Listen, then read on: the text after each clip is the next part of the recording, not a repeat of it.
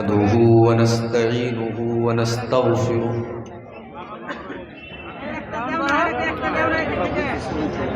ونعوذ بالله من شرور أنفسنا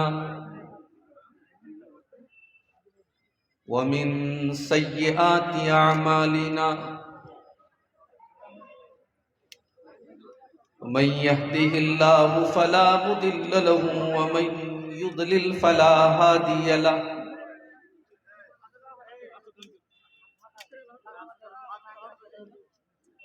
وأشهد أن لا إله إلا الله وحده لا شريك له وأشهد أن محمدًا عبده ورسوله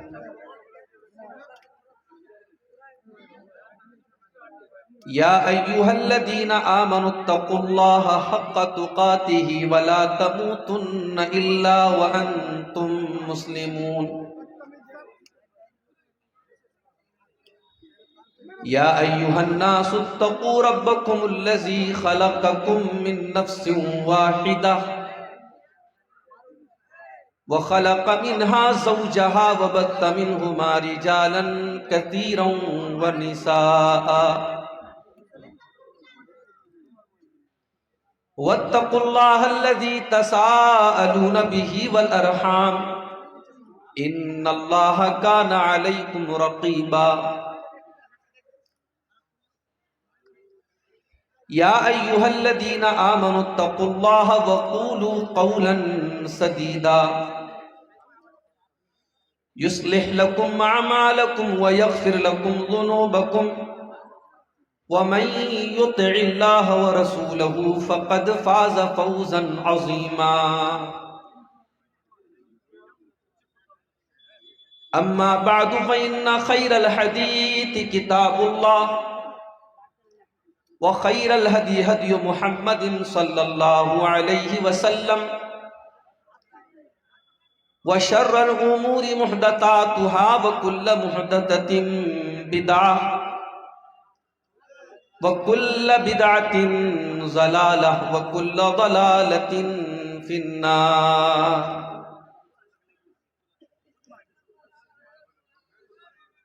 أعوذ بالله من الشيطان الرجيم بسم الله الرحمن الرحيم ظهر الفساد في البر والبحر بما كسبت أيدي الناس ليذيقهم بعض الذي عملوا لعلهم يرجعون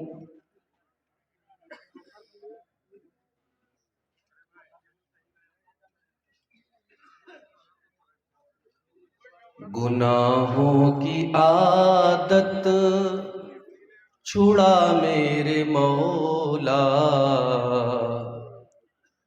گناہوں کی عادت چھڑا میرے مولا مجھے نیک انسان بنا میرے مولا میری سابقہ ہر خطا میرے مولا تو رحمت سے اپنی مٹا میرے مولا تو قدرت سے اپنی بدل نیکیوں سے تو قدرت سے اپنی بدل نیکیوں سے ہر ایک میری لغزش خطا میرے مولا ہر ایک میری لغزش خطا میرے مولا تجھے تو خبر ہے میں کتنا برا ہوں تجھے تو خبر ہے میں کتنا برا ہوں تو عیبوں کو میرے چھپا میرے مولا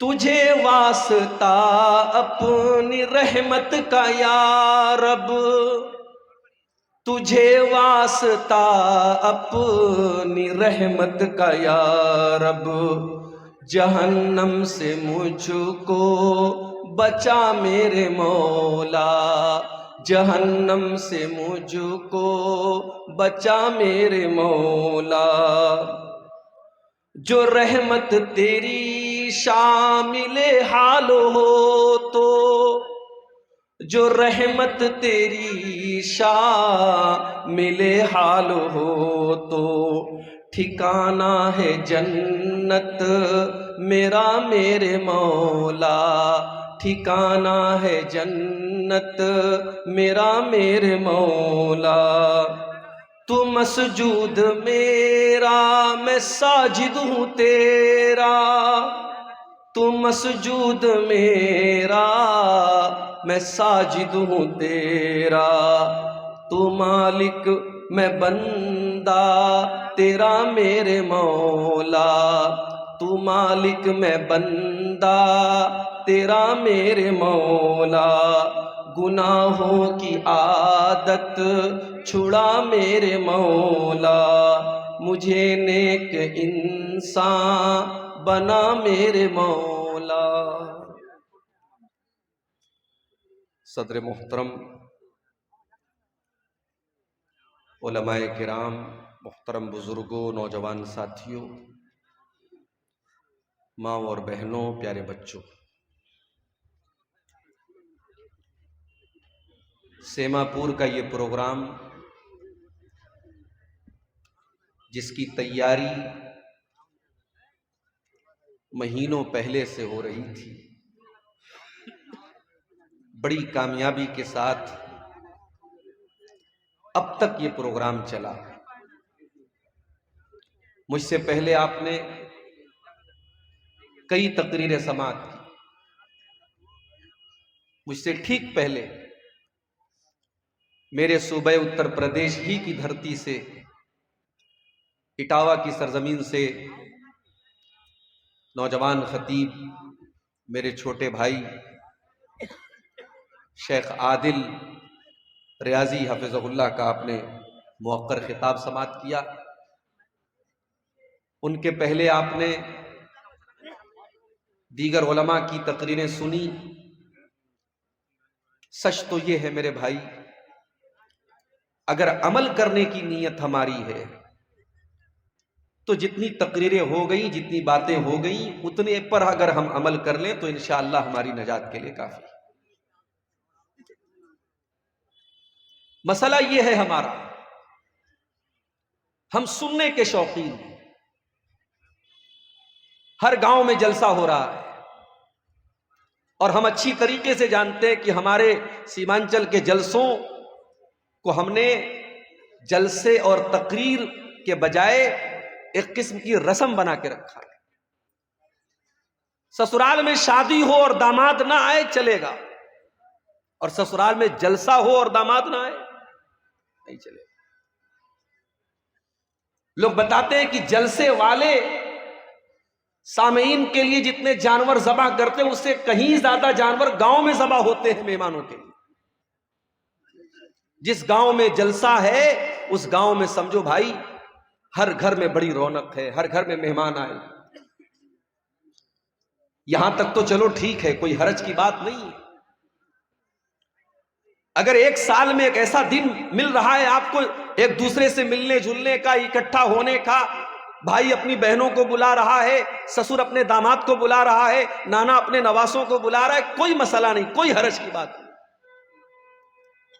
مگر اس سے بڑھ کر کے آپ جلسے میں آئے، آپ نے تقریروں کو سنا، ایک کان سے سنا اور دوسرے کان سے اڑا دیا۔ اگر تقریروں کا اور جلسوں کا مقصد صرف انٹرٹینمنٹ کرنا اور تفریح کرنا ہے تو ہم بہت بڑی غلطی کر رہے ہیں میرے۔ آپ نے 1 گھنٹے کی تقریر شیخ عادل صاحب کی سماعت کی، جتنی دیر اللہ مجھے توفیق دے گا میں تقریر کروں گا، آپ سنیں گے۔ کل قیامت کے دن اللہ تبارک و تعالیٰ کے یہاں آپ سے 2 سوال کیا جائے۔ پہلا سوال یہ ہوگا کہ تو نے دین کا علم سیکھا کہ نہیں سیکھا۔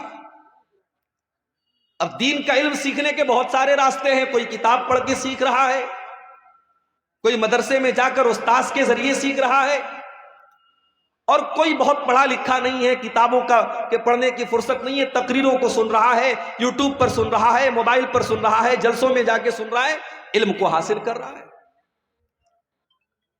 اللہ سوال کرے گا، میرے بندے ہم نے تجھے مسلمان بنایا، تجھے ایمان کی دولت دی، تجھے اسلام کی نعمت دی، تو نے اپنے دین کو سیکھا کہ نہیں سیکھا؟ بندہ کہے گا اللہ میں نے بہت سیکھا، ہر جلسے میں جاتا تھا، ہر تقریر کو سنتا تھا، 3 گھنٹے میں پنڈال کے نیچے بیٹھا رہتا تھا، سر ہلا ہلا کے پوری تقریر میں سنا کرتا تھا، اے اللہ میں نے دین کو برابر سیکھا۔ دوسرا سوال ہوگا وَمَاذَا عَمِلَ فِي مَا عَلِمَ، میرے بندے تو نے جو علم حاصل کیا اس علم کے اوپر تو نے عمل کتنا کیا؟ میرے بھائیوں مجھے معاف کرنا، اس سوال کے جواب میں ہم فیل ہو جائیں گے اگر ہم جلسوں کی تقریروں کو ہم نے انٹرٹینمنٹ کا ذریعہ بنایا ہے۔ یہ اہل حدیث کا جلسہ ہے، علماء یہاں قرآن بیان کر رہے ہیں، نبی کی حدیثیں بیان کر رہے ہیں، یہاں آپ کو دین سکھایا جا رہا ہے، اس لیے نہیں کہ آپ ایک کان سے سن کر کے دوسرے کان سے اڑا دیں، اس لیے سکھایا جا رہا ہے تاکہ آپ دین کو سیکھ کر کے اس کے اوپر عمل کریں۔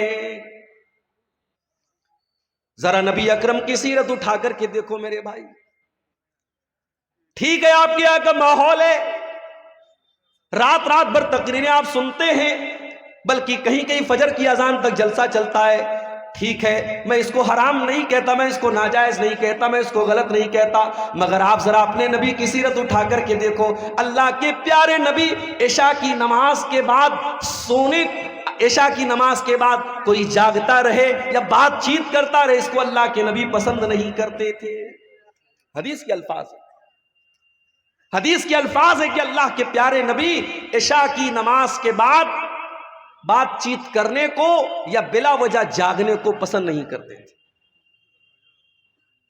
اور اللہ کے رسول کے زمانے میں صحابہ کرام کا طریقہ کیا تھا؟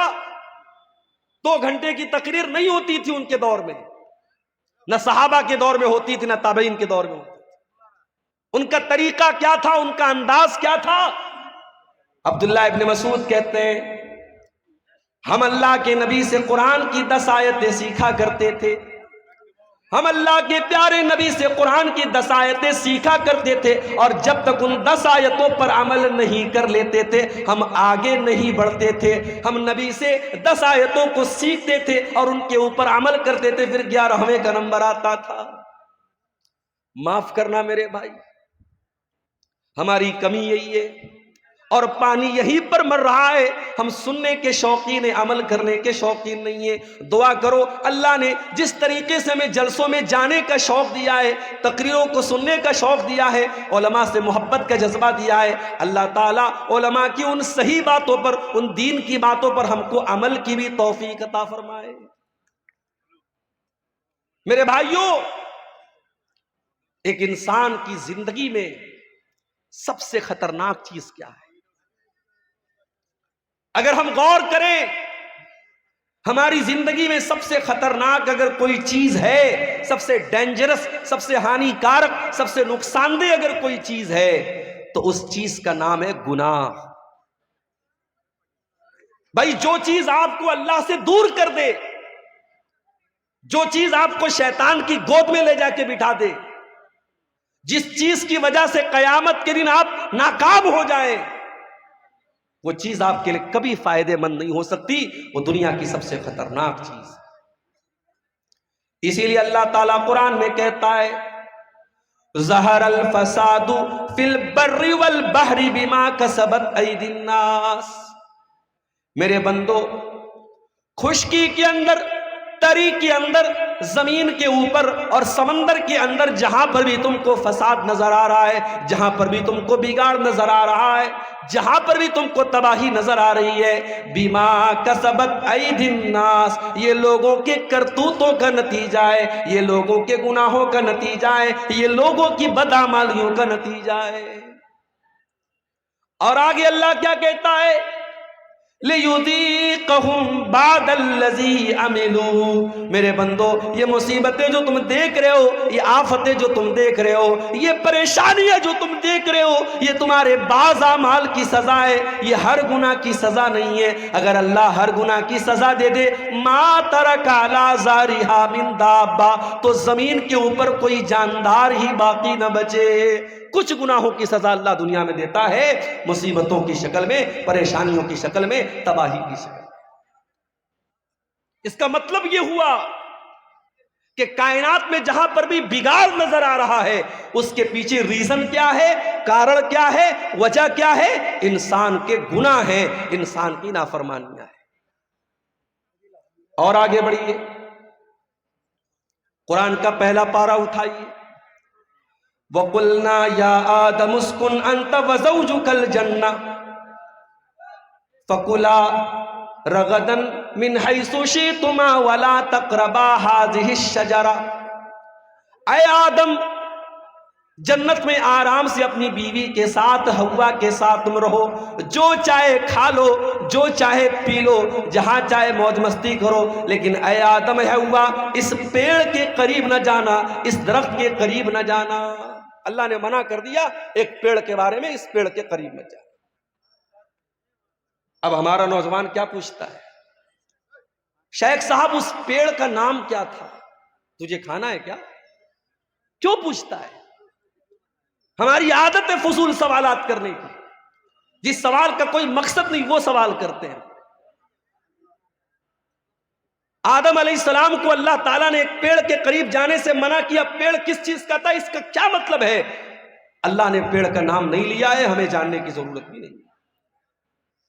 اللہ نے کہا آدم اے حوا اس پیڑ کے قریب نہ جانا، اگر جاؤ گے فَتَكُونَا مِنَ الظَّالِمِينَ تو تم ظالموں میں سے ہو جاؤ گے۔ فَأَزَلَّهُمَا الشَّيْطَانُ عَنْهَا فَأَخْرَجَهُمَا مِمَّا كَانَا فِيهِ، شیطان نے ہمارے باپ آدم کو اور ہماری ماں حوا کو دونوں کو بہکا دیا۔ عوام میں یہ بات بھی مشہور ہے کہ ابلیس نے حضرت حوا کو بہکایا اور حضرت حوا نے آدم کو بہکایا۔ یہ غلط بات ہے، یہ قرآن کے خلاف بات ہے۔ قرآن کہہ رہا ہے دونوں کو بہکایا، دونوں کی کامن غلطی تھی، صرف حوا کی غلطی نہیں تھی، یہ آدم کی بھی غلطی تھی، یہ حضرت حوا کی بھی غلطی تھی۔ اچھا شیطان نے ایسے ہی ڈائریکٹ جا کر نہیں بہکا دیا، شیطان دوست بن کے آیا، شیطان ہمدرد بن کے آیا اور کہا اے آدم اے حوا میں تم کو ایک پیڑ کے بارے میں بتاتا ہوں، اس پیڑ کے پھل کو اگر تم کھا لو گے اے آدم اے حوا تم ہمیشہ ہمیش کے لیے جنت میں رہو گے، ہمیشہ ہمیش کے لیے تم جنت میں رہو گے یا فرشتے بن جاؤ گے۔ غور کرو، شیطان ہمارے باپ آدم کو بہکا بھی رہا ہے تو کیا کہہ کے بہکا رہا ہے؟ ان تکونا ملکین، اے آدم اے حوا اس پیڑ کو کھا لو تم فرشتے بن جاؤ گے۔ آدم علیہ السلام کو یہ نہ سمجھ میں آیا کہ اللہ تعالیٰ نے میرا مقام تو یہ بنایا کہ جب مجھے پیدا کیا تو فرشتوں کو حکم دیا کہ آدم کے آگے سجدہ کرو، اور شیطان مجھ سے کہہ رہا ہے اے آدم تو اس پیڑ کو کھا جاؤ تو تم فرشتے بن جاؤ گے اور ہمیشہ ہمیش جنت میں رہو گے۔ اللہ نے اس سے بڑا مقام دیا تھا، لیکن شیطان نے ایسی پٹی پڑھائی کہ ہمارے باپ آدم کو سمجھ میں نہیں آیا۔ پتہ یہ چلا میرے بھائی ہم اسی آدم کی اولاد ہیں اور ہم بھی شیطان کے آگے بے بس ہو جاتے ہیں اور کمزور پڑ جاتے ہیں اور اکثر شیطان کی چالوں میں آ جاتے ہیں۔ اور یہ بھی پتہ چلا شیطان دشمن بن کر کے نہیں آتا، شیطان دوست بن کر کے آتا ہے۔ وَقَاسَمَهُمَا إِنِّي لَكُمَا لَمِنَ النَّاصِحِينَ، شیطان نے قسم کھائی، کہا اے آدم میں قسم کھاتا ہوں اللہ کی، میں تمہارا بھلا چاہتا ہوں، میں تمہارا برا نہیں چاہتا۔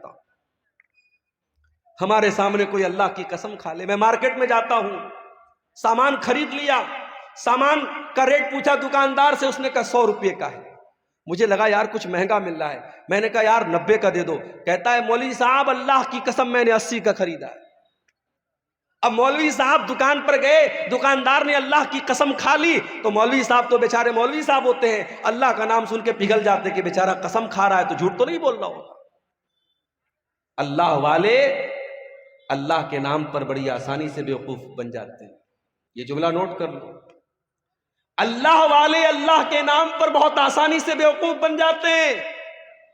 حیدرآباد جیسی سرزمین پر میں گیا، وہاں لوگوں نے بتایا مولوی صاحب بڑی بڑی داڑھی والے اور ماتھے پر سجدے کا نشان رکھنے والے، آج بزنس میں حالت یہ ہے لاکھوں اور کروڑوں کا لوگوں کا مال لے کر کے بیٹھے ہوئے ہیں، دکان بند کر کے غائب ہیں اور لوگ پریشان ہیں، کتنے لوگوں نے مال بیچا ہے، پیسہ لینے کے لیے جا رہے تو دکان بند ہے، داڑھی اتنی بڑی ہے اور سجدے کا نشان اتنا بڑا ہے، آدمی دھوکہ کھا گیا کہ اتنا نیک انسان ہے، یہ تو فراڈ نہیں کرے گا، یہ تو دھوکہ نہیں کرے گا۔ میرے بھائیوں، اللہ والے اللہ کے نام پر بڑی آسانی سے بیوقوف بن جاتے۔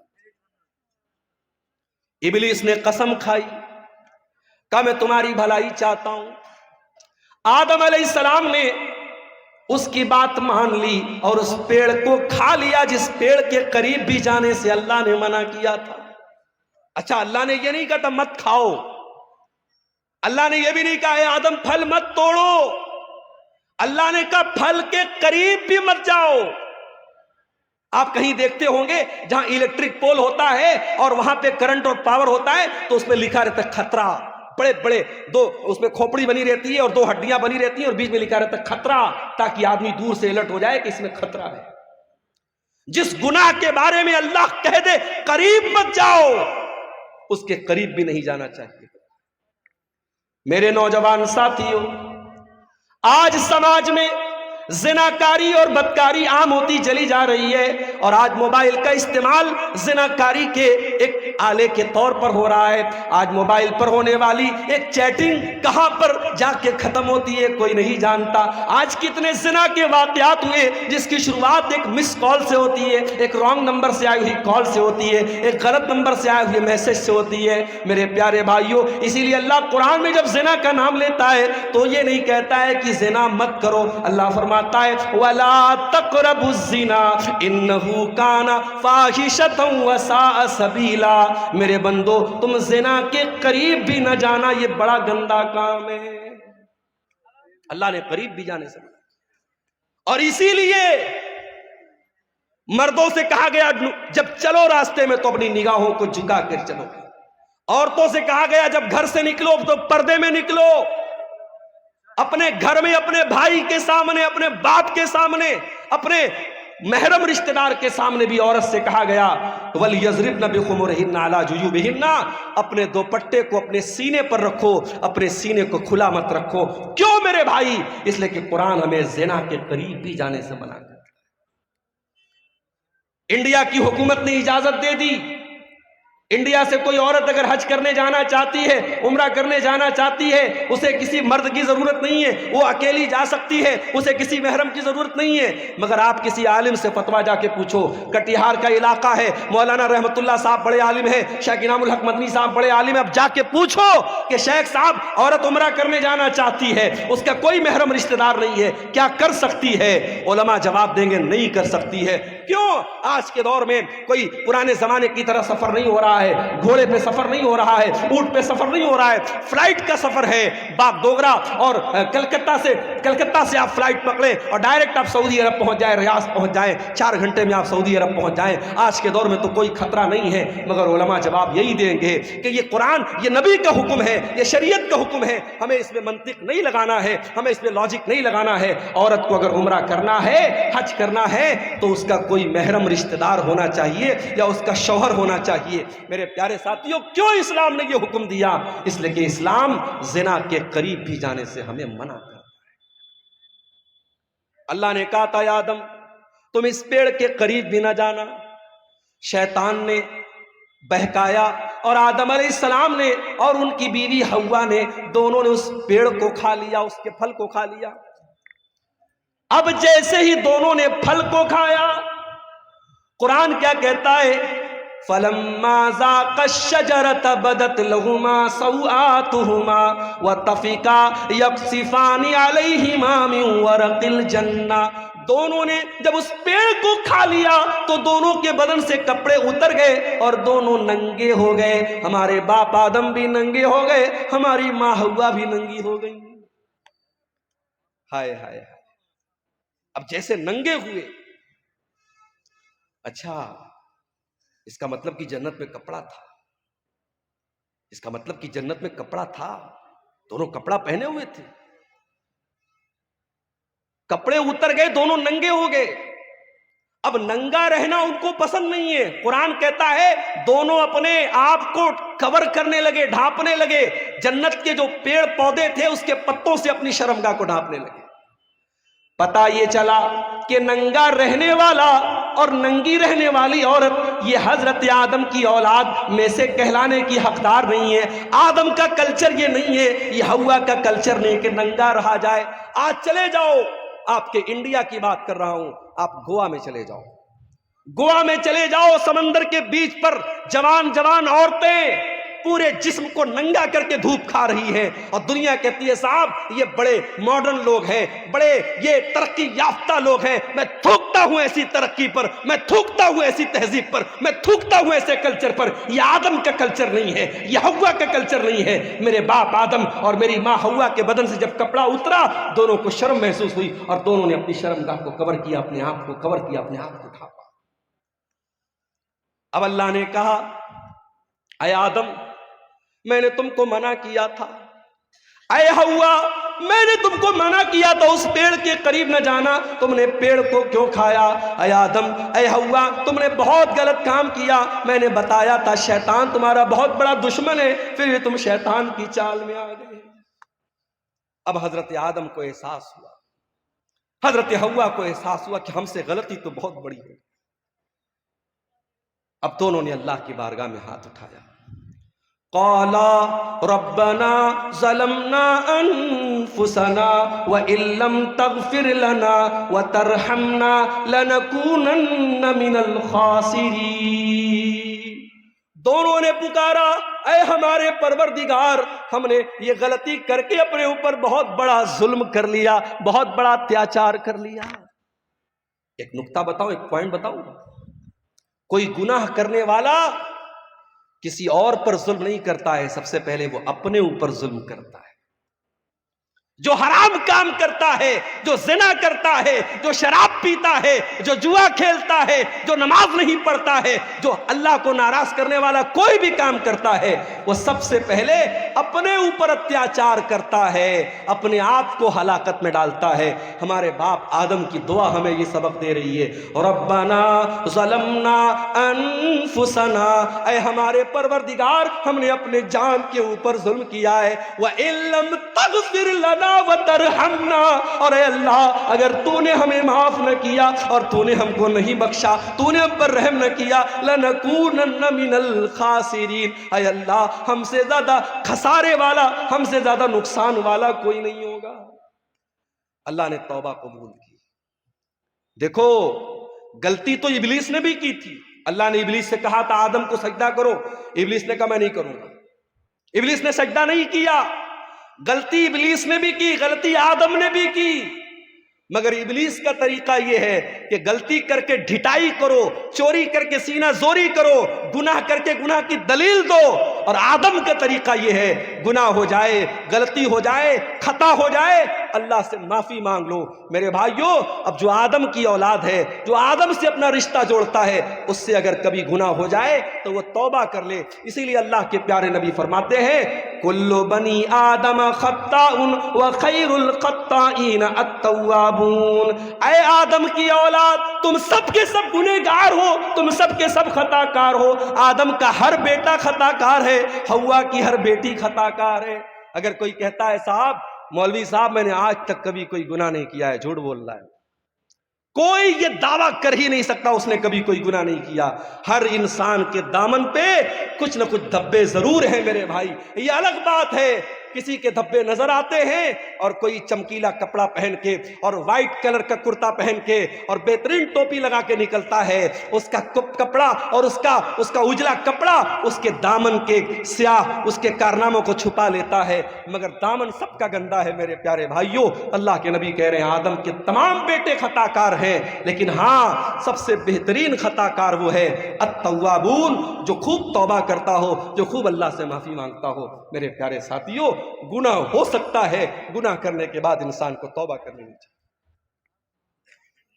جانتے ہو گناہوں کی وجہ سے دنیا میں جتنی قومیں تباہ ہوئی سب گناہ کی وجہ سے تباہ ہوئی۔ قوم عاد کا نام سنا ہے؟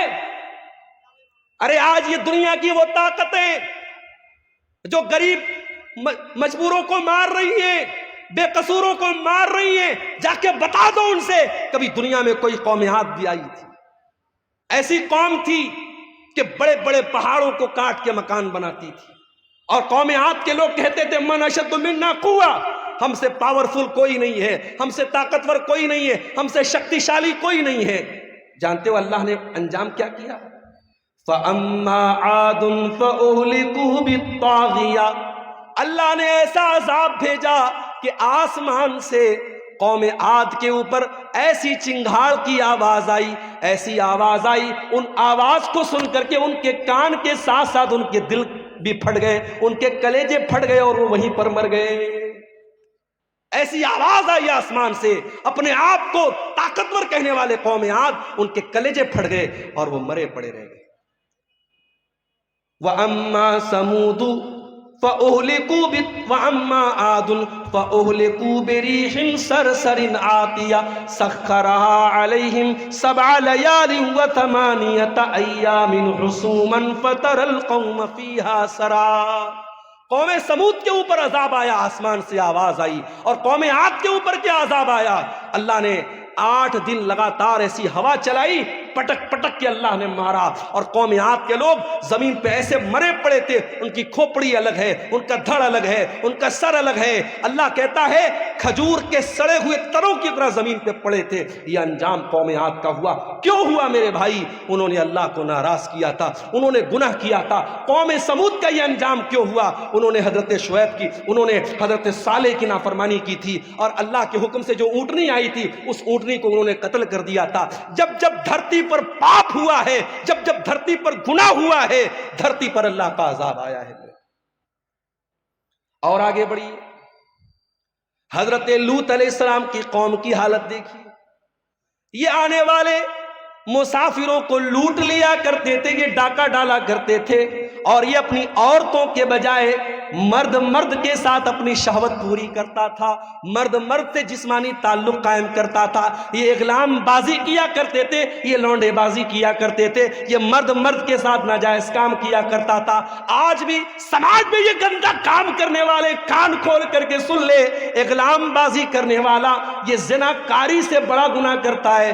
زناکاری کرنے والا غلط کر رہا ہے، مگر اغلام بازی کرنے والا بہت غلط کام کر رہا ہے، وہ اللہ کے عذاب کو دعوت دے رہا ہے۔ حضرت لوط علیہ السلام کی قوم نے جب یہ گندا کام کیا تو جانتے ہو ان کا انجام کیا ہوا؟ ان کے اوپر آسمان سے پتھروں کی بارش کی گئی، اور اللہ نے پوری ان کی بستی کو پلٹ دیا۔ اور آج بھی سعودی عرب کے سفر پہ آپ چلے جائیں تو وہاں آپ کو وہ جگہ مل جائے گی، اور وہاں پہ ڈیڈ سی کے نام سے وہ جگہ ہے، اور اس ڈیڈ سی جس کو کہتے ہیں بحر مردار، اس پانی کے اندر آج بھی اس بستی کے اوشیش پائے جاتے ہیں، اس علاقے کی چیزیں پائی جاتی ہیں جو ہزاروں سال پہلے جس کو اللہ تعالیٰ نے عذاب بھیجا تھا اور پوری بستی کو الٹ دیا تھا۔ میرے بھائیوں، جس نے اللہ کی فطرت کو بدل دیا، جو کام عورت کے ساتھ اور بیوی کے ساتھ کرنا چاہیے وہاں مرد کے ساتھ کرتا تھا، اللہ نے اس کی سزا کیا دی؟ اللہ نے آسمان سے پتھر برسایا اور پوری بستی کو الٹ دیا۔ اور آگے بڑھیے، شعیب علیہ السلام کو دیکھیے، ان کی قوم کیا کرتی تھی؟ 420 کرتی تھی، اپنے ترازو میں ڈنڈی مارا کرتی تھی اور 1 کلو سامان دینا ہوتا تھا تو 900 گرام دیا کرتی تھی، ناپ تول میں کمی کیا کرتی تھی، 400 BC کیا کرتی تھی۔ اللہ نے حضرت شعیب علیہ السلام کی قوم پر آسمان سے ایسی بدلی بھیجی، ان کو جب بارش تھم گئی اور گرمی لگنے لگی اور آسمان میں بدلی نظر آئی، ان کو لگا کہ بارش ہوگی، وہ جلدی سے بدلی کے نیچے جا کے کھڑے ہو گئے اور بدلی سے آگ برسنے لگی اور پوری بستی کا کام ختم ہو گیا۔ اللہ تعالیٰ نے ایسا عذاب بھیجا حضرت شعیب کی قوم کی۔ میرے بھائیوں، اتہاس بتاتا ہے، قوموں کی تاریخ بتاتی ہے، جب جب دھرتی پر اللہ کی نافرمانی ہوئی ہے، گناہ ہوا ہے، اللہ کا عذاب آیا ہے۔ اسی لیے اللہ قرآن کے 20ویں پارے کے لاسٹ میں فرماتا ہے فَكُلًّا أَخَذْنَا بِذَنبِهِ فَمِنْهُمْ مَنْ أَخَذَتْهُ الصَّيْحَةُ وَمِنْهُمْ مَنْ أَرْسَلْنَا عَلَيْهِ حَاصِبًا وَمِنْهُمْ مَنْ خَسَفْنَا بِهِ الْأَرْضَ وَمِنْهُمْ مَنْ أَغْرَقْنَا۔ میرے بندو، ہم نے ہر قوم کو جس کو ہلاک کیا اس کے گناہ کی وجہ سے ہلاک کیا۔ کسی کے اوپر آسمان سے پتھر برسایا، کسی کے اوپر آسمان سے آواز آئی اور کسی کو زمین میں دھسا دیا اور کسی کو سمندر میں ڈوبا ڈوبا کے مار دیا۔ ایک صاحب تھے، ان کا نام تھا فرعون۔ وہ کیا کرتا تھا؟ بچوں کو مروا دیتا تھا، بچوں کو مروا دیتا تھا۔ اچھا، فرعون کا نام ہم سنتے ہیں، کہتے ہیں بڑا ظالم ہے، اور اسرائیل کا نام آتا ہے تو ہمارے کچھ لوگ یوٹیوب پر اور ٹویٹر پہ کہتے ہیں آئی اسٹینڈ ود اسرائیل، میں اسرائیل کے ساتھ کھڑا ہوں۔ ارے ظالموں، یہ بحث چھوڑ دو، اسرائیل میں ظلم کس کے اوپر ہو رہا ہے، کس کمیونٹی پر ہو رہا ہے، کس قوم پر ہو رہا ہے؟ یہ سوچو، پچھلے چند مہینوں میں غازہ کی سرزمین پر ہزاروں چھوٹے چھوٹے بچے مار دیے گئے، ان کی کٹی پھٹی لاشیں جا کے دیکھ لو میرے بھائی، آپ کے منہ سے نوالا نہ اترے گا، آپ کے حلق سے کھانا نہ اترے گا۔ ارے بچوں کی کیا غلطی ہوتی ہے میرے بھائی؟ بچے تو سب کے پیارے ہوتے ہیں۔ کہیں اسکول ہوتا ہے روڈ پر تو سرکار وہاں پہ بورڈ لگاتی ہے کہ گاڑی دھیرے چلائیے، یہاں بچوں کا اسکول ہے۔ بچوں کے ڈاکٹر کے یہاں جاؤ تو بڑے بڑے وہاں پہ بورڈ لگے رہتے ہیں، keep silent there are children, خاموش رہیے یہاں پر بچے ہیں۔ بچوں سے ہم اتنا پیار کرتے ہیں، بچوں کا اتنا خیال کرتے ہیں۔ میرا پروگرام ہونے والا ہے میرٹھ کی سرزمین پر 17 تاریخ کو، ابھی آج وہاں سے فون آیا کہ پرمیشن نہیں ملا۔ میں نے کہا کیوں نہیں ملا؟ بولے 18 تاریخ کو ایگزام ہونے والا ہے اور پرشاسن نے کہا کہ ہم آپ کو پرمیشن نہیں دے سکتے، بچوں کو رات میں ایگزام کی تیاری کرنا ہوگا، آپ لاؤڈ اسپیکر لگائیں گے، بچے تیاری نہیں کر پائیں۔ اتنا بچوں کا لوگ خیال کرتے ہیں۔ ہزاروں لاکھوں بچے مار دیے گئے، ان کی لاشیں بے گور و کفن پڑی ہے میرے بھائی، اور آج دنیا اس کا سپورٹ کر رہی ہے۔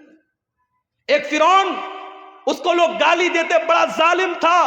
ارے فرعون تو بچوں کو مرواتا تھا، بچیوں کو نہیں مرواتا تھا۔ اس کو کسی نے بتایا تھا کہ تیری حکومت ایک بچہ پیدا ہوگا جو آگے چل کے تیری حکومت کو ختم کر دے گا۔ اپنے آپ کو رب کہتا تھا، اپنے آپ کو خدا کہتا تھا، مگر اتنا بزدل تھا، جب اس کو بتایا کسی جوتشی نے کہ تیری حکومت میں ایسا بچہ پیدا ہوگا، اس نے آرڈر دے دیا، سارے بچوں کو مروانے کا آرڈر دے دیا۔ مگر اللہ کی قدرت دیکھو میرے بھائی کہ اس نے اتنے بچوں کو مروایا، مگر حضرت موسیٰ علیہ السلام کو اللہ کو بچانا تھا۔ اللہ نے کیسے بچایا، لمبا واقعہ ہے، میں وہ آپ کو ادھر لے کے نہیں جانا چاہتا ہوں۔ کس طریقے سے فرعون کے محل میں اور فرعون کے پیسے سے حضرت موسیٰ کی پرورش ہوتی ہے۔ اور یہی فرعون، جب موسیٰ علیہ السلام اس سے آ کے کہتے ہیں کہ اے فرعون، میں اللہ کا رسول ہوں، میں رب العالمین کا رسول ہوں، تو فرعون اللہ کا مذاق اڑاتا ہے، کہتا ہے وما رب العالمین، اے موسیٰ کون رب العالمین؟ میں سب کا رب ہوں، میں جلاتا ہوں، میں مارتا ہوں۔ وَهَذِهِ الْأَنْهَارُ تَجْرِي مِن تَحْتِي، اے موسیٰ میں مصر کا بادشاہ ہوں اور یہ بڑی بڑی ندیاں میرے محل کے پاس سے گزرتی ہیں، میں ان نہروں کا مالک ہوں، میں ان ندیوں کا مالک ہوں۔ اے موسیٰ تو ڈھنگ سے بول بھی نہیں سکتا ہے، تو کیا میرا مقابلہ کرے گا؟ اے موسیٰ کون ہے تیرا اللہ؟ اے حامان جلدی سے سیڑھی لاؤ، میں چڑھ کے دیکھوں کہ موسیٰ کا رب کیا کر رہا ہے، موسیٰ کا اللہ کیا کر رہا ہے۔ اس نے اللہ کا مذاق اڑایا، اس نے موسیٰ کے رب کا مذاق اڑایا۔ اللہ نے انجام کیا کیا؟ اسی فرعون کو جو اپنی حکومت پر بڑا ناز کیا کرتا تھا، اللہ نے پانی میں ڈوبو ڈوبو کر کے مار دیا۔ وَمِنْهُمْ مَنْ أَغْرَقْنَا، ہم نے بہت سارے لوگوں کو زمین میں ڈوبا ڈوبا کے مار دیا۔ اللہ کا عذاب میرے بھائی گناہوں کی وجہ سے آتا ہے۔ یہ گناہ بڑے خطرناک ہوتے ہیں میرے بھائی۔ ہمارے گھر میں کاکروچ آ جائیں، ہم دوا لاتے ہیں۔ ہمارے کمرے میں چوہا آ جائے، ہم چوہے کو پکڑنے کی مشین لاتے ہیں۔ کیوں؟ کیونکہ ہم یہ مانتے ہیں کہ ہمیں نقصان پہنچا رہا ہے۔ یہ چوہے ہمارے کھانے پینے کی چیزوں کو کتر جائیں گے، ہمارے کپڑوں کو برباد کر دیں گے، ہم ان کے لیے انتظام کرتے ہیں۔ میرے بھائی ہم چوہوں کو بھگانے کا انتظام کرتے ہیں، ہم کیڑوں کو بھگانے کا انتظام کرتے ہیں، ہم مچھروں کے لیے مچھردانی کا انتظام کرتے ہیں۔ اور دنیا کی سب سے خطرناک چیز ہے گناہ۔ ہم گناہ سے بچنے کی کوئی کوشش نہیں کرتے۔ سب سے خطرناک چیز ہے گناہ میرے بھائی۔ اور جانتے ہو گناہ کا اثر باڈی پر بعد میں پڑتا ہے، گناہ کا اثر سب سے پہلے دل پر پڑتا ہے۔ اور نوٹ کر لو میری بات، میں نوجوانوں سے کہنا چاہتا ہوں، کبھی خوبصورتی پر ناز مت کرنا، کبھی اپنے حسن پر ناز مت کرنا۔ اللہ کو خوبصورتی اور حسن سے مطلب نہیں ہے، اللہ کو تمہارے دل سے مطلب ہے۔ ان اللہ لا ينظر الى صورکم واجسامکم، اللہ کے نبی فرماتے ہیں اللہ تمہارے چہروں کو نہیں دیکھتا ہے، اللہ تمہارے جسم کو نہیں دیکھتا ہے، اللہ تمہارے دل کو دیکھتا ہے۔ اسی لیے اللہ کے نبی فرماتے ہیں انسان کی باڈی میں، انسان کے شریر میں ایک حصہ ایسا ہے اذا صلحت صلح الجسد کلہ، اگر وہ صحیح ہے تو انسان کی باڈی صحیح ہے، اگر وہ گڑبڑ ہے تو انسان کی باڈی گڑبڑ ہے۔ الا وہی القلب، اللہ کے نبی اپنے سینے کی طرف اشارہ کر کے فرماتے ہیں او لوگوں وہ دل ہے، وہ دل ہے، وہ دل ہے۔ دل کا درست ہونا بڑا ضروری ہے۔ قیامت کے دن اللہ یہ نہیں پوچھے گا تم فیئر اینڈ لولی لگاتے تھے کہ نہیں لگاتے تھے، فیئر اینڈ ہینڈسم لگاتے تھے کہ نہیں لگاتے تھے، تم فیس واش سے اپنا منہ دھلتے تھے کہ نہیں دھلتے تھے، میری بہنوں تم کتنی دیر میک اپ کرتی تھی آئینے کے سامنے کھڑے ہو کر کے، اللہ یہ نہیں پوچھے گا، اللہ کیا تو دل دیکھا جائے۔ اسی لیے ابراہیم علیہ السلام دعا کرتے ہیں اے پروردگار وَلَا تُخْزِنِي يَوْمَ يُبْعَثُونَ يَوْمَ لَا يَنْفَعُ مَالٌ وَلَا بَنُونَ إِلَّا مَنْ أَتَى اللَّهَ بِقَلْبٍ سَلِيمٍ، اے اللہ مجھے تو قیامت کے دن رسوا نہ کرنا، مجھے تو قیامت کے دن ذلیل نہ کرنا، اے اللہ قیامت کے دن نہ مال کام آئے گا نہ اولاد کام آئے گی، اے اللہ قیامت کے دن تو وہی کامیاب ہوگا جو صاف ستھرا دل لے کر کے آئے گا۔ جب انسان گناہ کرتا ہے تو دل ناپاک ہو جاتا ہے، دل گندا ہو جاتا ہے، سب سے پہلے دل پر اثر پڑتا ہے۔ اسی لیے قرآن کا پہلا پارہ اٹھاؤ، اللہ تعالیٰ جب یہودیوں کے گناہوں کا تذکرہ کرتا ہے، جب یہودیوں کی نافرمانیوں کا تذکرہ کرتا ہے تو اللہ کیا فرماتا ہے ثم قست قلوبکم من بعد ذالک فہی کالحجارۃ او اشد قسوا، اے یہودیوں تم نے اتنے گناہ کیے، تم نے اتنی نافرمانیاں کی کہ تمہارے دل تو پتھروں سے بھی زیادہ سخت ہو گئے۔ وَإِنَّ مِنَ الْحِجَارَةِ لَمَا يَتَفَجَّرُ مِنْهُ الْأَنْهَارُ، ارے پتھر تو کچھ ایسے بھی ہوتے ہیں پتھر کے اندر سے نہر جاری ہونے لگتی ہے۔ وَإِنَّ مِنْهَا لَمَا يَشَّقَّقُ فَيَخْرُجُ مِنْهُ الْمَاءُ، ارے پتھر تو کچھ ایسے بھی ہوتے ہیں پتھر میں سے سوراخ ہو جاتا ہے، پتھر میں سے پانی نکلنے لگتا ہے۔ وَإِنَّ مِنْهَا لَمَا يَهْبِطُ مِنْ خَشْيَةِ اللَّهِ، اور پتھر تو کچھ ایسے بھی ہوتے ہیں جو اللہ کے خوف سے جھک جاتے ہیں، مگر انسان کا دل جب سخت ہو جاتا ہے تو پتھر سے بھی زیادہ کٹھور ہو جاتا ہے۔ گناہ سے بچاؤ میرے بھائی اپنا، گناہ انسان کے دل کو سخت بنا دیتا ہے۔ اور یاد رکھو جب گناہ کرتے کرتے انسان کا دل سخت ہو جاتا ہے، پھر عبدالغفار صاحب 1.5 گھنٹے تقریر کریں، مولانا جرجی صاحب 2 گھنٹے تقریر کر لیں، مولانا معراج ربانی صاحب 3 گھنٹے تقریر کر لیں، کوئی دنیا کا بڑا سے بڑا عالم آ جائے اور تقریریں کرتا رہے، دل کی دنیا نہیں بدلتی ہے کیونکہ دل کالا ہو چکا ہے۔ میرے پیارے اللہ کے پیارے نبی فرماتے ہیں جب بندہ کوئی گناہ کرتا ہے نُقِطَتْ فِي قَلْبِهِ نُقْطَةٌ سَوْدَاء، اس کے دل کے اوپر ایک کالے رنگ کا دھبا ڈال دیا جاتا ہے، اس کے دل پر ایک کالے رنگ کا دھبا پڑ جاتا ہے۔ اگر بندہ توبہ کر لیتا ہے اور معافی مانگ لیتا ہے اللہ تعالیٰ سے، اللہ اس دھبے کو اریز کر دیتا ہے، اسے مٹا دیتا ہے، اسے صاف کر دیتا ہے۔ لیکن اگر بندہ دوبارہ گناہ کرتا ہے، ایک اور دھبا اس کے دل پہ ڈال دیا جاتا ہے۔ جب گناہ پر گناہ کرتا چلا جاتا ہے حتیٰ تعلو قلبہ، یہاں تک کہ پورا کا پورا دل کالا ہو جاتا ہے۔ اور جب دل کالا ہو جاتا ہے تو اللہ کے نبی فرماتے ہیں پھر دل کے اوپر ایک کور چڑھ جاتا ہے، ایک لیئر چڑھ جاتی ہے، اور یہ وہی لیئر ہے جس کا تذکرہ قرآن کے 30ویں پارے میں اللہ فرماتا ہے کلا بل ران علی قلوبہم ما کانوا یکسبون۔ میرے بندو، تمہارے گناہوں کی وجہ سے تمہارے دلوں کے اوپر پردہ پڑ جاتا ہے۔ گناہوں سے اپنے آپ کو بچاؤ میرے بھائی۔ اور جانتے ہو گناہ کا ایک نقصان اور ہے، گناہ کرنے سے انسان کی روزی روٹی پر بھی اثر پڑتا ہے۔ دکان اچھی نہیں چل رہی ہے، کاروبار میں مندی ہو رہی ہے، جو بزنس میں ہاتھ لگا رہے ہو بزنس صحیح طریقے سے نہیں چل رہا ہے، ذرا غور کر لینا، ذرا جائزہ لے لینا، ذرا دھیان دینا، کہیں کوئی گناہ تو نہیں کر رہے ہو، رات میں بیٹھ کے شراب تو نہیں پی رہے ہو، کہیں زناکاری میں تو نہیں لگے ہو، کسی ناجائز لڑکی کے ساتھ کہیں ناجائز تعلق تو نہیں قائم کر کے رکھا ہے، کہیں موبائل پر کسی سے گندی چیزیں تو نہیں شیئر کر رہے ہو۔ اگر کوئی گناہ کر رہے ہو تو آپ کی روزی روٹی پر بھی اس کا اثر پڑے گا۔ اللہ قرآن میں کہتا ہے ضرب اللہ مثلا قریۃ کانت آمنۃ مطمئنۃ یاتیہا رزقها رغدا من کل مکان۔ اللہ تعالیٰ مثال دے رہا ہے ایک بستی کی، بستی بڑے چین سے بڑے امن سے رہا کرتی تھی، اور بستی والے چین سے کھاتے پیتے تھے۔ فَأَذَاقَهَا اللَّهُ لِبَاسَ الْجُوعِ وَالْخَوْفِ بِمَا كَانُوا يَصْنَعُونَ۔ جب بستی والوں نے گناہ کرنا شروع کیا اللہ نے روزی روٹی کا راستہ بند کر دیا اور اس بستی کے لوگ بھوکے مرنے لگے۔ آپ کہتے ہیں مولوی صاحب ہمارے یہاں سیلاب آ جاتا ہے، باڑھ آ جاتی ہے، کھیتی برباد ہو جاتی ہے۔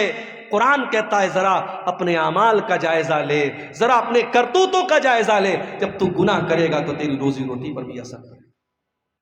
اب یہاں ایک سوال پیدا ہوا، شیخ صاحب ہمارے گاؤں میں ایک بیاج خور آدمی ہے، بیاج کا دھندا کرتا ہے، بڑا پیسہ کما رہا ہے، بڑے مکان بنا رکھے اس نے، بڑا نام ہے اس کا، فارچونر لے کے چلتا ہے، مرسڈیز لے کے چلتا ہے، کٹیہار سے گزرتا ہے لوگ سلام کرتے ہیں۔ آپ تو کہہ رہے گناہ کرنے سے روزی روٹی بند ہو جاتی، اس کی روزی روٹی تو بہت اچھی چل رہی ہے۔ آئیے اس کا بھی جواب دے دیتا ہوں۔ اللہ کے نبی فرماتے ہیں، مسند احمد کی صحیح روایت ہے، جب تم دیکھو کہ کسی کی روزی روٹی اچھی چل رہی اور وہ گناہ پر گناہ کیے جا رہا ہے تو تم اس سے دھوکہ نہ کھانا، اللہ اس کو ڈھیل دے رہا ہے، اللہ اس کو مہلت دے رہا ہے، اور ایک دن اللہ تعالیٰ اپنی رسی کو ٹائٹ کرنے والا ہے۔ اور اس کے بعد اللہ کے نبی قرآن کی آیت پڑھتے ہیں فَلَمَّا نَسُوا مَا ذُكِّرُوا بِهِ فَتَحْنَا عَلَيْهِمْ أَبْوَابَ كُلِّ شَيْءٍ حَتَّى فَرِحُوا بِمَا أُوتُوا۔ اللہ فرماتا ہے جو ہماری نافرمانی کرتے ہیں ہم ان کو بہت نوازتے ہیں، بہت دولت دیتے ہیں، خوب روپیہ پیسہ دیتے ہیں۔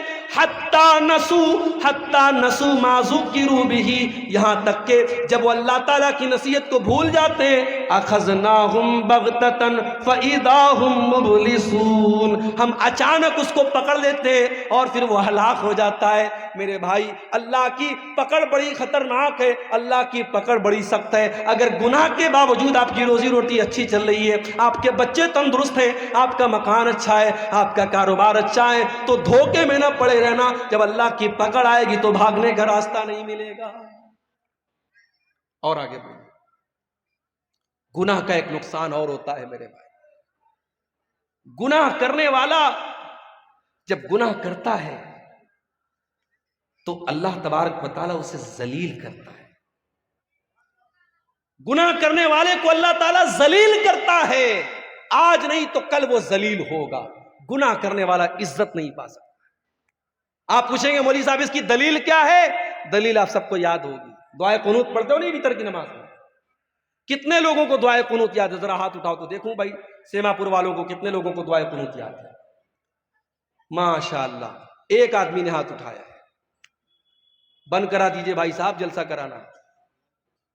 اگر اتنے جلسے کرانے کے باوجود اگر آپ کو ویتر میں پڑھی جانے والی دعائے قنوت یاد نہیں ہے تو یہ بہت افسوس کی بات ہے۔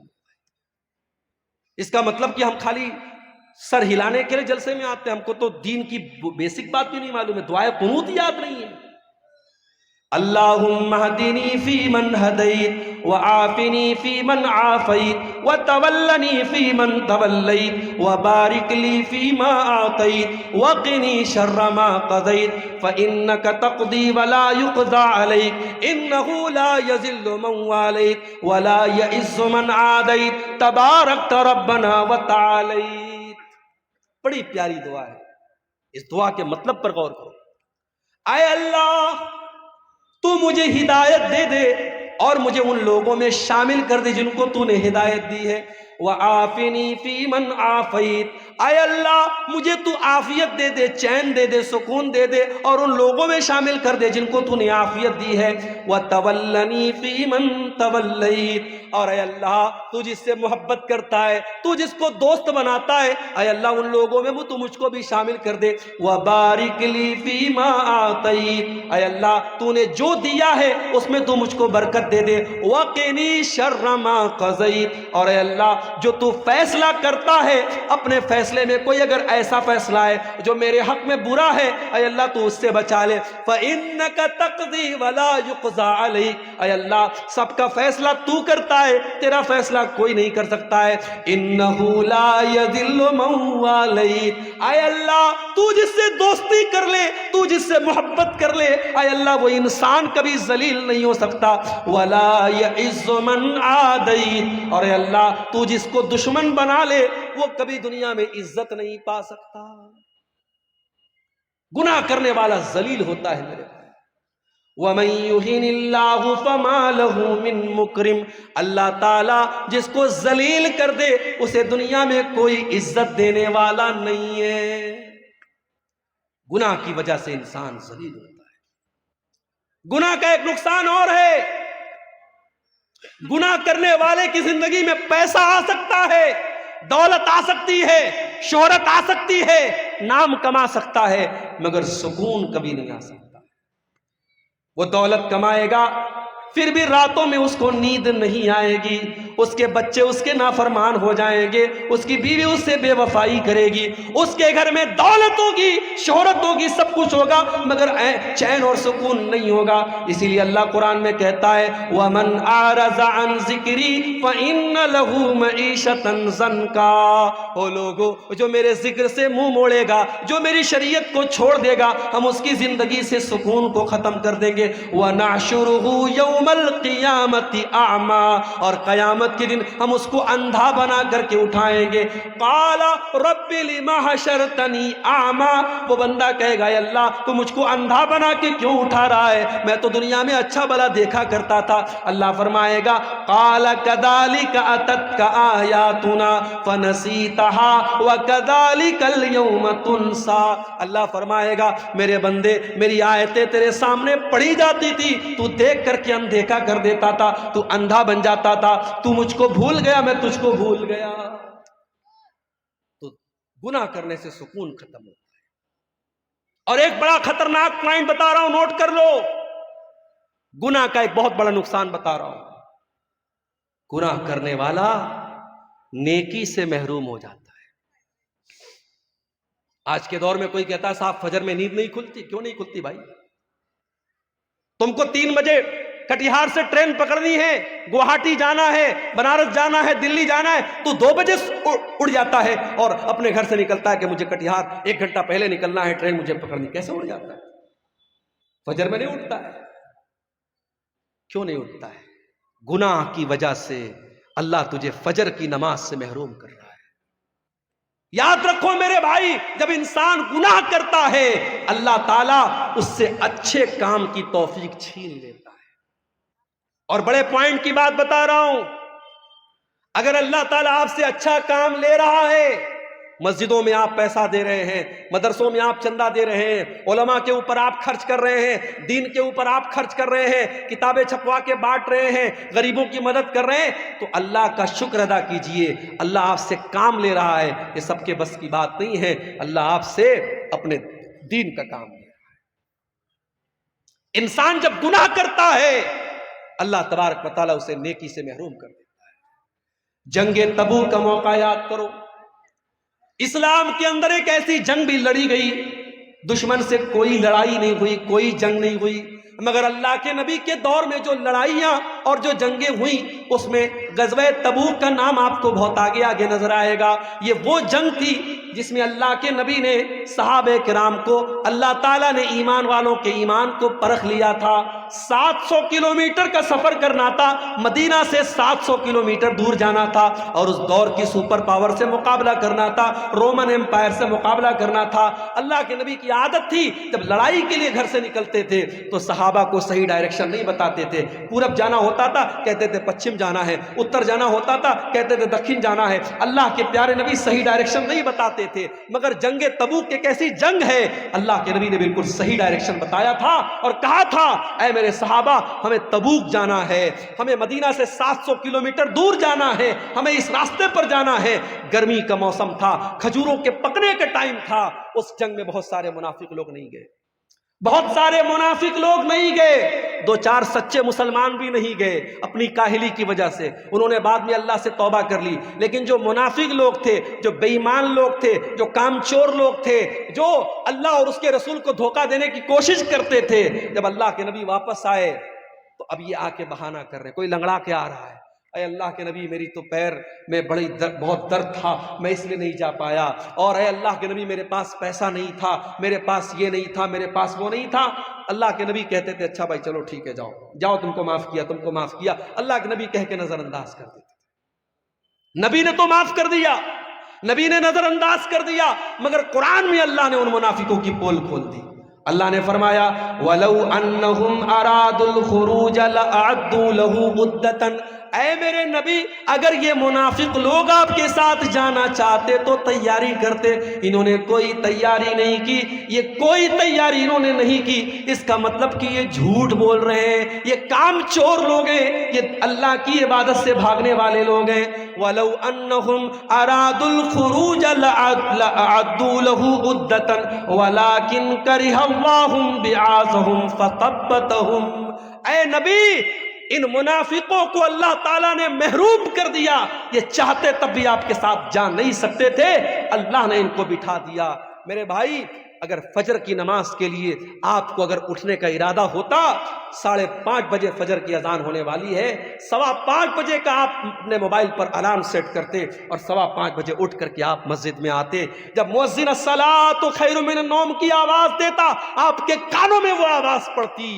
جب آپ نے ارادہ ہی نہیں کیا، جب آپ کا من ہی نہیں تھا، جب آپ نے اس کے بارے میں سیریس اس کو لیا ہی نہیں، تو اللہ آپ سے اس کی توفیق کیوں دے گا؟ اسی لیے حضرت فضیل ابن عیاض کہا کرتے تھے کہ اگر تم رات میں تہجد کی نماز نہ پڑھ سکو اور نیکی کا کام نہ کر سکو تو ذرا غور کرنا، فَعْلَمْ أَنَّكَ مُقَبَّلٌ قَبَّلَتْكَ ذُنُوبُكَ، تو سمجھ لینا کہ تمہارے گناہوں نے تم کو جکڑ لیا ہے، تم اپنے گناہوں کے بندھن میں بندھے ہوئے ہو۔ میرے بھائیوں اپنے آپ کو گناہوں کے بندھن سے مکت کرو، جب تک گناہوں کے بندھن میں ہم بندھے رہیں گے اللہ تعالیٰ نیکی کی توفیق ہم کو نہیں دے گا۔ اب 2-3 چیزیں اور بیان کر کے بات ختم کر رہا ہوں۔ گناہ کرنے والا جب گناہ کرتا ہے، نوٹ کر لو میری بات، گناہ کرنے سے دشمنی بڑھتی ہے، نفرت بڑھتی ہے۔ دو دوستوں میں درار پیدا کیوں ہوتی ہے؟ گناہ کی وجہ سے۔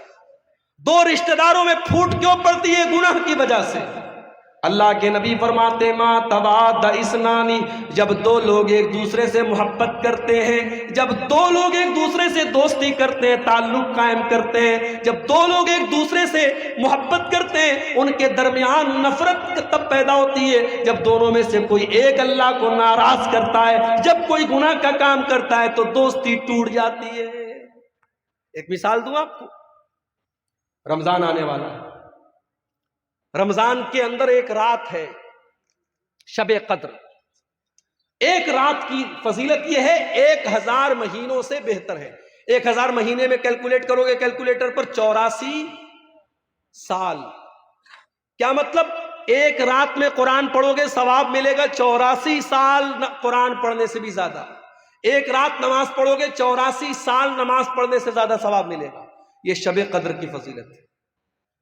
اب میں آپ سے پوچھتا ہوں کون سی رات شب قدر ہے؟ مولوی صاحب نہیں پتا. اتنا پتا ہے رمضان کے آخری عشرے کی کسی ایک رات میں ہے، لیکن کون سی رات ہے نہیں پتا. جانتے ہو شب قدر کون سی رات ہے؟ یہ علم اللہ تعالیٰ دنیا میں اتارنے والا تھا، مگر 2 صحابی آپس میں لڑ پڑے تو اللہ تعالیٰ نے اس علم کو اٹھا لیا. اگر وہ نہ لڑے ہوتے اور آپس میں اختلاف نہ کیا ہوتا انہوں نے شب قدر کے بارے میں، تو اللہ تعالیٰ ایگزیکٹ بتا دیتا کہ 25ویں رات شب قدر ہے یا 27ویں رات شب قدر ہے یا 23ویں رات شب قدر ہے. 2 لوگوں نے جھگڑا کیا، اللہ نے شب قدر کا علم اٹھا لیا. اختلاف ہمیشہ، جب انسان گناہ کرتا ہے تو اختلاف پیدا ہوتا ہے میرے پیارے ساتھ. اسی لیے اللہ کے نبی جب نماز کھڑی ہوتی تھی صحابہ کرام سے کہا کرتے تھے اقیموا صفوفکم، اے میرے صحابہ نماز صحیح کر لو، صفیں درست کر لو. اے میرے صحابہ اپنی صفوں کو درست کر لو. لَتُقِیمُنَّ صُفُوفَکُمْ أَوْ لَيُخَالِفَنَّ اللَّهُ بَيْنَ قُلُوبِکُمْ، اے میرے صحابہ تم اپنی صفوں کو سیدھا نہیں کرو گے تو اللہ تعالیٰ تمہارے دلوں کے بیچ میں دوری پیدا کر دے گا. یعنی ایک سنت آپ چھوڑیں گے نماز کے اندر، اگر سب کو سیدھا نہیں کریں گے اور قدم سے قدم اور کندھے سے کندھا ملا کے کھڑے نہیں ہوں گے تو اللہ تعالیٰ دل میں دوری پیدا کر دے گا. اور آج دوری پیدا ہو گئی ہے میرے بھائی. ویڈیو دیکھا آپ نے فیس بک کے اوپر، یوٹیوب کے اوپر ویڈیو آ گیا ہے. ایک مسلمان کو چند نوجوان پکڑتے ہیں، جیسے آج کل بہت سارے مسلمانوں کو موب لنچنگ کے لیے پکڑ کے ان سے نعرے لگوائے جاتے ہیں. ایک مسلمان کو پکڑ کے کہتے ہیں تو بتا اعلیٰ حضرت کو مانتا ہے کہ نہیں مانتا ہے، تو بتا تو فلاں فلاں کو کافر مانتا ہے کہ نہیں مانتا ہے. اس کے منہ سے زبردستی یہ نعرہ نکلواتے ہیں اور تب اس کو جانے دیتے ہیں یہ مسلمان کے ساتھ کر رہا ہے. ایک مسلک کا عالم گرفتار ہوتا ہے دوسرے مسلک کا کہ لوگ خوشی مناتے ہیں کہ چلو اچھا ہوا دوسرے مسلک کا عالم گرفتار ہوا. لگے گی آگ تو گھر اور بھی آئیں گے زد میں، یہاں پہ صرف ہمارا مکان تھوڑی ہے. میرے بھائی جب نفرت کی آگ لگے گی تو دوسروں کے گھر بھی جلیں گے، صرف ایک انسان کا گھر نہیں جلے گا.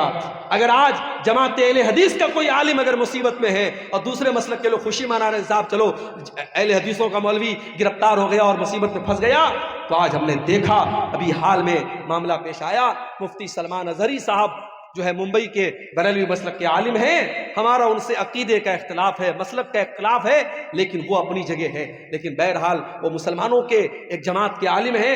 ان کو ابھی جوناگڑھ کے اندر انہوں نے ایک بیان میں ایک شعر پڑھا تھا، اس شعر کی وجہ سے ان کو ارسٹ کر لیا پولیس نے. حالانکہ ضمانت مل گئی ہے، فی الحال وہ رہا ہو گئے، لیکن ابھی کیس چل رہا ہے. میرے بھائیوں یہ حالات ہیں، یہ حالات ہیں. ڈاکٹر ذاکر نائک کے اوپر مسائل آئے، مصیبتیں آئیں، آج وہ بیچارے انڈیا کے باہر ہیں. ان کو لے کر کے کتنے لوگوں نے بڑی خوشی منائی کہ چلو بھائی ڈاکٹر ذاکر نائک اریسٹ ہو گئے، باہر چلے گئے اور انڈیا سے باہر چلے گئے. لوگوں نے خوشی منائی، ان کا ادارہ بند ہو گیا، ان کا اسکول بند ہو گیا، ان کا چینل بینڈ کر دیا، لوگوں نے خوشی منائی تھی. میرے پیارے ساتھیوں یہ آپس میں نفرت اور عداوت کیوں پیدا ہوتی ہے؟ جب انسان گناہ کرتا ہے، گناہوں کی وجہ سے انسان کے دل میں دوریاں پیدا. اور جانتے ہو ایک نقصان اور ہے گناہ کا. جب انسان گناہ کرتا ہے تو اس کے بیوی اور بچوں کے اخلاق پر بھی اثر پڑتا ہے. بچے نافرمان کیوں ہیں؟ بیوی نافرمان کیوں ہے؟ کبھی غور کرنا. باپ گٹکھا کھا رہا ہے، باپ بیڑی پی رہا ہے، باپ سگریٹ پی رہا ہے، باپ شراب پی رہا ہے اور یہ امید کرتا ہے میرا بیٹا 5 ٹائم کا نمازی ہو سکتا ہے، پاسبل ہے. لیکن اگر باپ اگر بدچلن ہے تو اولاد بھی بدچلن ہوگی میرے بھائی. اگر ماں بدچلن ہے تو بیٹیاں بھی بدچلن ہوگی. ماں باپ کا اثر پڑتا ہے بچوں کے اوپر. اس لیے اگر چاہتے ہو ہمارے بچے صحیح ہو جائیں، ہماری بیٹیاں صحیح ہو جائیں، تو اپنے اخلاق اور کردار کو ہمیں اچھا بنانا پڑے گا. جب تک ہم گناہوں سے نہیں بچیں گے ہماری اولاد کی اللہ تعالیٰ ان کی اصلاح نہیں کرے گا. اسی لیے قرآن ہم سے یہ کہتا ہے اپنی اولاد کو بھی جہنم کی آگ سے